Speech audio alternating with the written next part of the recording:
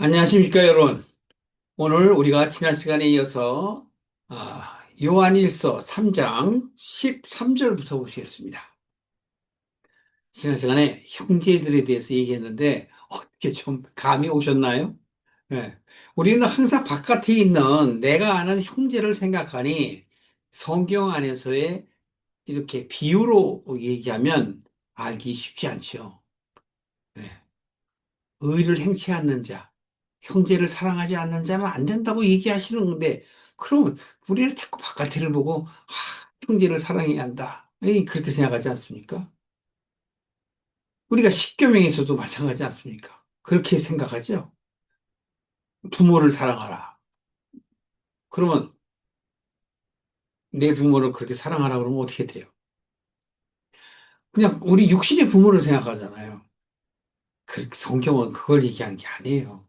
우리가 어떤 도덕적이나 윤리적으로 우리 삶 속에서의 어떤 그런 관계 속에서 얘기하는 것은 그냥 쉽게 이해하기 위해서 말씀하시는 것이지, 그 부모라는 것도 뭐냐면 하나님을 얘기하는 거예요. 육신의 부모는 인간의 부모이지만, 우리와 아버지이신 하나님과의 관계를 말씀하시고 사랑의 근거에서 얘기하는 거예요.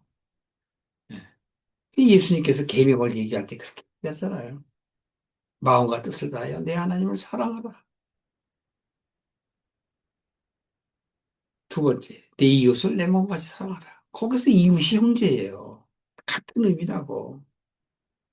강도 만난 자의 비유를 얘기하면서도 어떤 사마리아인이 여리고로 내려가다 강도를 맞았는데 제사장도 모른 척 지나가고 레위인도 지나가고 다 지나갔다. 그런데 그 사마리아인이 그 강도 만난 자를 상처를 싸매주고 또 주막으로 데려가 갖고서 돌봐주면서 어? 내가 지금 내려가는 여행을 가는데 갔다 올 때 다시 부족하면 예? 돈을 지불할 테니까 잘 좀 돌봐주세요. 그리고 바리새인들한테 물어보잖아요. 누가 내 이웃이냐? 그 사마리아인이 이웃입니다. 예수님이 깨닫게 하시려고 그런단 말이에요. 예수님이 어느 때는 사마리아인인 당신을 얘기하시는 것 같기도 하지만 또 다른 면에서는 이렇게 형제라는 표현을 써서 아벨과 가인 또는 야곱과 에서 이 구분하는 거예요. 하라와 뭐죠? 사레와 하갈. 그래서 사도 바울은 그걸 깨닫고 얘기하잖아요. 사레와 하갈은 어떤 역사적으로 그 어떤 부인들을 얘기하는 것이 아니라 자유자와 종의 자녀를 얘기하는 것이다. 이해하시겠습니까? 네. 자, 그렇다면 13절 보세요. 형제들아, 세상이 너희를 미워하거든 이상히 여기지 말라. 당연하죠. 왜? 그들의 생각과 나의 생각이 다르니까. 여기서 형제들은 뭐냐면 깨닫는 자, 깨닫지 못하는 자를 얘기하는 거예요. 즉, 밖의 사람과 안의 사람을 얘기하는 것이고, 옛 계명을 가진 자, 옛 사람, 새 계명을 가진 자, 새 사람. 그래서 새 계명을 가진 새 사람이 참 복음을 깨달아 하나님의 뜻대로 자기의 가치가 하나님께로 향하여 나아갈 때 다른 사람들이 너 왜 그래? 이러는 거죠. 그래서 요한이 지금 그 얘기를 하는 거예요. 보십시오. 우리가 형제를 사랑함으로 사망에서 옮겨 생명으로 들어간 줄을 알거니와 사랑치 아니하는 자는 사망에 거하였느니라. 네. 이게 사람 얘기하는 게 아니란 말이에요. 여기서 형제는 바로 옛사람을 얘기하는 거예요. 그걸 그래서 아까도 제가 안과 밖이 하나가 되는 것, 옛사람이 새사람으로 옮겨서 하나가 되는 것, 육적인 생각을 갖고 있는 사람이 영적인 생각으로 바뀌어 영으로 통일하는 것.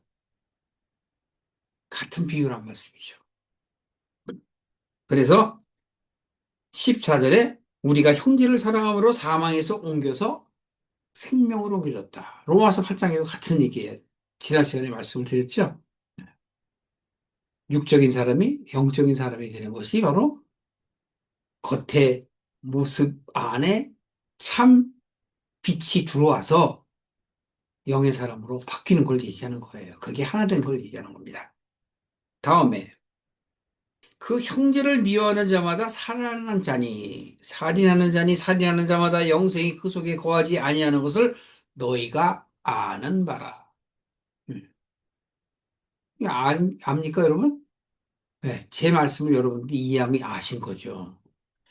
그래서 형제를 미워하는 자, 그가 바로 살인하는 자다. 그래서 사람을 죽였다. 그런 얘기가 아니고 자기 자신이 옛 사람에서 그대로 율법에 갇혀 사는 사람, 그 틀에서 빠져나오지 못하는 사람, 그걸 얘기하는 거예요. 그것이 바로 셋째 날에 있는 사람을 얘기하는 거예요. 바다 가운데, 흑암 가운데 깊은 곳에 드러나 있어. 그러니까 하나님께서 바다에서 묻히 드러나라! 이렇게 얘기하는 거란 말이에요. 드러나야 빛을 보잖아요. 그렇다면 여기서 이렇게 얘기합니다. 15절에 형제를 미워하는 자는 살인하는 자니 그랬죠? 살인하는 자마다 영생이 그 속에 있지 아니하는 것을 너희가 아는 바라라고 깨달은 것을 전제로 하며 또 이렇게 얘기합니다. 그가 우리를 위하여 목숨을 버리셨으니 우리가 이로써 사랑을 알고 우리도 형제들을 위하여 목숨을 버리는 것이 마땅하니라. 그러니까 여러분들이 제가 설명하지 않고 그냥 쭉 읽어나가면 이게 영적인 해석이 되지 않잖아요. 자꾸 사람으로 되고 내 이웃, 내 가족으로 생각을 하시니까. 그 여기선 그런 얘기가 아니란 말이에요. 자기를 부인하는 걸 얘기하는 거예요. 그래서 사랑을 안다. 사랑을 아는 건 진리를 아는 것, 하나님의 말씀을 깨닫는 것. 그래서 이전 시간에 C를 얘기하며 그 C는 바로 복음을 얘기하고 진리를 얘기한단 말이에요. 하나님의 말씀이다 그러잖아요. 그걸 깨닫지 못하니까 우리가 자꾸 엉뚱한 말씀을 가짐으로 인하여 하나님 나라와 전혀 관계없는 사람이 되는 것이 안타깝습니다. 그래서 우리는 예수님의 우리를 위하여 죽으신 것에 대한 것들을 이렇게 영적인 깨달음으로 인하여 아, 그래서 그러셨구나. 그분이 우리의 화목제물이 되시려고 하나님께로 갈 수 없는 우리들을 위하여 피를 흘리셨구나. 그 얘기를 하는 겁니다. 17절. 누가 이 세상의 재물을 가지고 형제의 궁핍함을 보고도 도와줄 마음을 막으면 하나님의 사랑이 어찌 그 속에 거할 것이냐. 네. 우리가 하나님의 말씀은 진리라고 얘기하죠. 그러니까 우리가 진리를 깨달아야만 그 진리 안에 하나님의 지혜와 보화가 있다고 그러지 않습니까? 그걸 우리가 알 수 있어야만 되는 거예요. 요한복음 17장은 자주 제가 말씀을 드린 건데 17장 17절 한번 보십시오. 17장 17절에 보시면 저희를 진리로 거룩하게 하옵소서 아버지의 말씀은 진리니이다. 예수님께서 마지막 하나님께 기도하는 그 시간에 그렇게 얘기하는 거예요. 15절부터 한번 보세요. 15절. 내가 비옵는 것은 저희를 세상에 데려가시기를 위함이 아니요 오직 악에 빠지지 않고 보존하시기를 위함이니이다. 내가 세상에 속하지 아니한 같이 저희도 세상에 속하지 아니하였나이다. 그건 왜 15절 얘기란 말이에요. 악에 빠지지 않게 된 게. 그러니까 예수님께서 제자들을 천국으로 데려가는 것은 직급 아니란 말이에요. 때가 되어야 되고 각자 제자들 한 사람 한 사람 오늘날 여러분이나 저의 한 사람 한 사람이 다 겪어야 되는 일이라고요. 왜? 진리를 알아야 되는 거예요. 그 진리를 알아야만 거룩해지니까. 그러면서 17절에 아버지의 말씀은 진리니다 라고 얘기하는 거예요.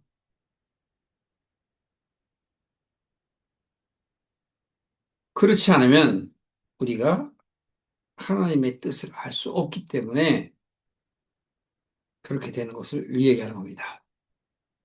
자, 다시. 요한일서로 오세요. 요한일서 17절 보세요. 3장 17절입니다. 누가 이 세상 재물을 가지고 형제의 궁핍함을 보고도 도와줄 마음을 막으면 하나님의 사랑이 어찌 그 속에 거할까 보냐. 네. 그러니까 이거 바깥의 얘기잖아요. 그러니까 바깥의 얘기는 조금 전에 여리고로 가던 강도를 만난 그 사람을 의미하는 거랑 같은 얘기예요. 그 이웃이 바로 예수님이잖아요. 거기서는 사마리아인이지만 비유에서는 그 여기서도 지금 이것은 뭐냐면 내가 진리를 깨달으면 하나님의 말씀이 내 안에 가득 차게 되면 이 세상에 대한 것들을 내려놓게 되는 거예요. 그것이 갈라디아서 5장 24절의 말씀이에요.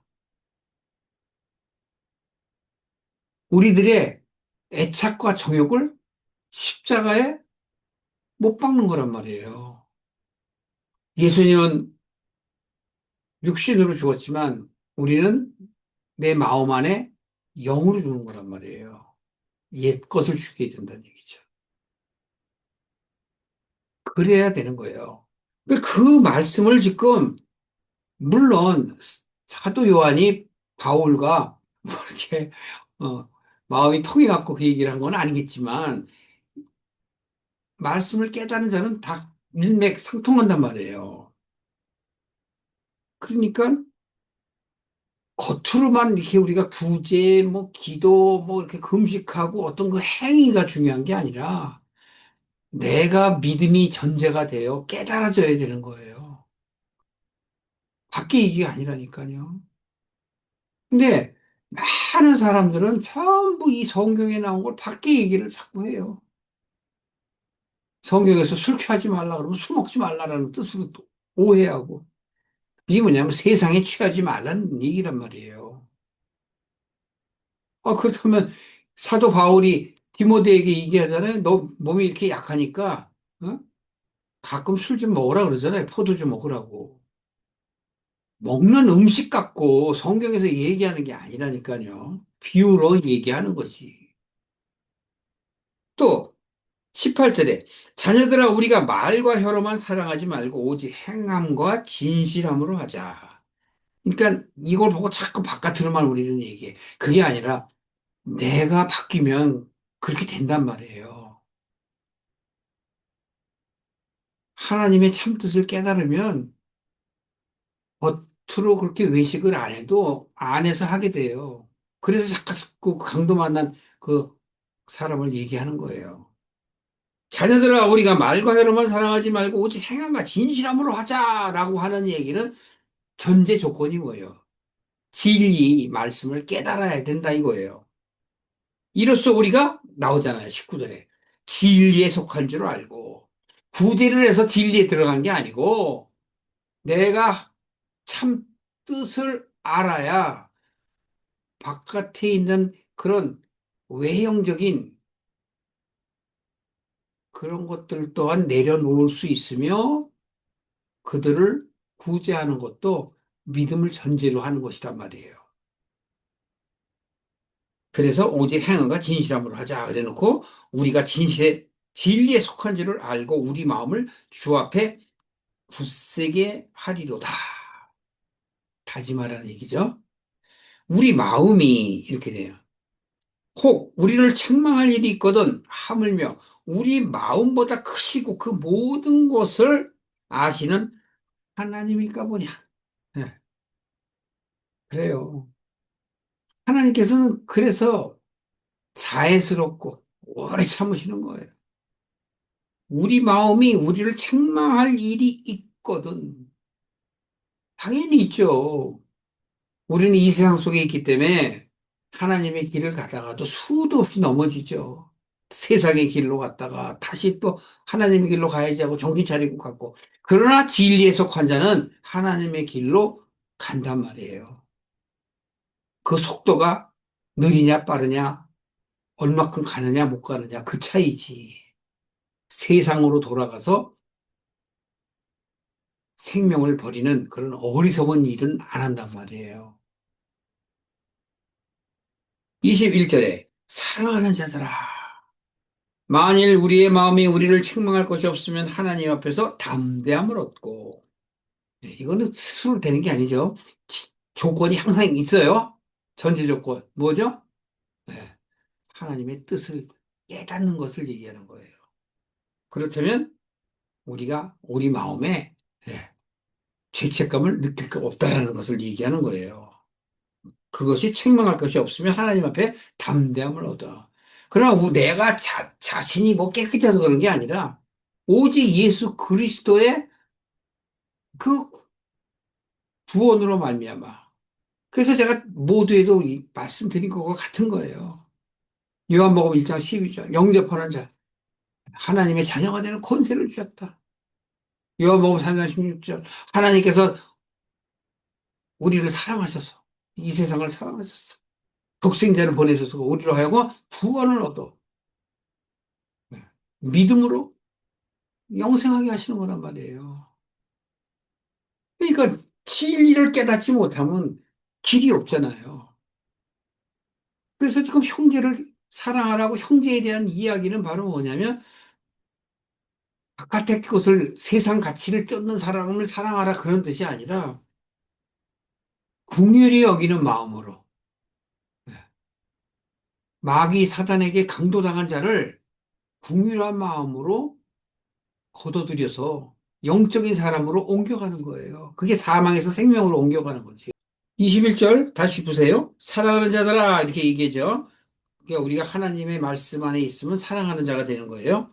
그리고 자녀가 되는 것이고 우리 마음이 우리를 책망할 것이 없으면 하나님 앞에 담대함을 얻는다고 그랬죠. 또 무엇이든지 구하는 바를 그에게서 받나니 이는 우리가 그의 계명을 지키고 그 앞에서 기뻐하시는 것을 행함이라. 네. 이거 일전에도 말씀드린 것과 똑같은 얘기예요. 음. 너희는 무엇을 먹을까 마실까 입을까를 염려하여 기도하지 마라. 그러잖아요. 그것은 세상 사람들이 구하는 것이다. 하나님께서는 그것이 너희들에게 있어야 할 줄을 아시느니라. 그의 나라와 의를 구하면 하나님께서 그것 더 하시리라. 거꾸로 하지 말란 얘기예요. 순서가 바뀌면 안 돼요. 순서가 바뀌는 건 마음이 깨어있지 못하기 때문에 그렇다라는 것을 말씀하는 거예요. 여기서 그래서 사랑한다라는 표현을 쓰는 거예요. 하나님과 사귐이 있는 자들아, 진리를 아는 자들아, 말씀을 받아들인 자들아, 하나님의 어떤 사랑을 깨달은 자들아, 예수 그리스도를 영접하는 자들아, 그 얘기란 말이에요. 무엇이든지 구하는 바를. 그러니까 여기서 무엇이든지가 바깥의 얘기가 아니란 말이에요. 안의 얘기. 이제 밖에 사람이 안의 사람과 하나가 되어 하나님의 길로 갈 때 무엇이든지 구하라. 여기서 또 뭘 구해요? 그래도 연약하기 때문에 성령님을 구하는 거예요. 그것을 얻게 되면 그에게 받나니 이는 우리가 그의 계명을 지키고 그 앞에서 기뻐하신 것을 행함이라. 여기서 계명이니까 바깥의 계명 그거 얘기하는 게 아니에요. 여기서 계명은 새 계명을 얘기하는 거예요. 새 계명, 참복음, 새 복음, 하나님의 뜻을 아는 것, 말씀을 깨닫는 것, 세상의 가치를 두지 아니고 하나님의 나라의 가치를 두며 영원한 나라를 소망하는 그 마음을 갖고 있는 것, 그걸 쫓는 게 바로 계명이란 말이에요. 그러므로 이제 이렇게 얘기합니다. 그의 계명은 이것이니 설명하죠. 그 아들 예수 그리스도의 이름을 믿고 예수 그리스도의 이름 예수님께서 어떻게 해요? 나는 아버지의 이름으로 왔다 그러잖아요. 그러면 아버지의 말씀은 즉 하나님의 말씀은 진리라고 얘기했죠. 그러면 여기서 뭐예요? 진리를 깨닫고 믿는다는 건 깨닫는 거라고 그랬지 않습니까? 거저 믿어지는 게 아니라니까요. 깨달아져야 참 믿음이 되는 거예요. 그리스도의 이름을 믿고 예수가 그리스도 되신 것, 즉 나의 구원자임을 믿게 되는 것이고 참 말씀을 깨닫게 된다면 그가 우리에게 주신 그 계명대로 서로 사랑할 것이니라. 서로 사랑한다. 그래서 요한복음 17장에 예수님께서 그 얘기를 한 거예요. 내가 아버지와 하나가 된 것처럼 저들도 우리와 하나가 되게 하소서. 지금 그러나요? 아니잖아요. 예수님 잡으러 왔을 때 다 도망가고, 또 부활에서도 마찬가지고, 다 우리 고기나 잡으러 가자. 그러고 세상으로 돌아가잖아요. 그걸 예수님께서 가셔서 불로, 예? 생선을 구우신다는 건 뭐예요? 온전케 하신다는 거예요. 깨끗한, 죄를 도말하시고 깨끗게 하신다는 얘기죠. 그러면서 그러잖아요. 너가 잡은 고기를 갖고 와라. 깨끗하게 된다는 걸 얘기하시고, 구원을 얘기하는 겁니다.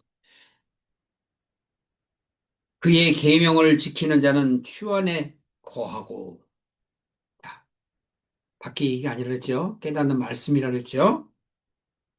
주는 저 안에 거하시나니 우리가 우리에게 주신 성령으로 말미암아 그가 우리 안에 거하시는 줄을 우리가 아느니라. 로마서 8장 9절에 있는 말씀과 동일한 거예요. 내가 말씀을 깨달아야만 말씀이 내 안에 들어오고 내가 성전이 되는 거예요. 나의 믿음이 자라고 말씀은 점점 더 깨닫고 육을 내려놓고 영을 향하여 가고, 그러면 육이 영을 쫓아가는 것, 그게 사랑하는 거란 말이에요. 그게 형제를 사랑하는 거. 그래서 계속 말씀드리지만 성경에 나온 비유는 예수님께서 그 사랑하는 우리들을 깨닫게 하기 위해서 비유로 말씀하시는 거란 말이에요. 그걸 우리가 깨닫지 못하면 마음이 굳어진단 말이에요. 너희가 물과 성령으로 거듭나라. 같은 얘기죠. 물이 뭐예요? 말씀이잖아요. 물은 성경이에요. 성령으로, 내가 성령님을 만나야 성령님께서 성경을 깨닫게 하시잖아요. 그래야 거듭나는 거예요. 진리로 거룩해지는 거라고. 17장 17절 보셨죠? 예, 깨끗해진다.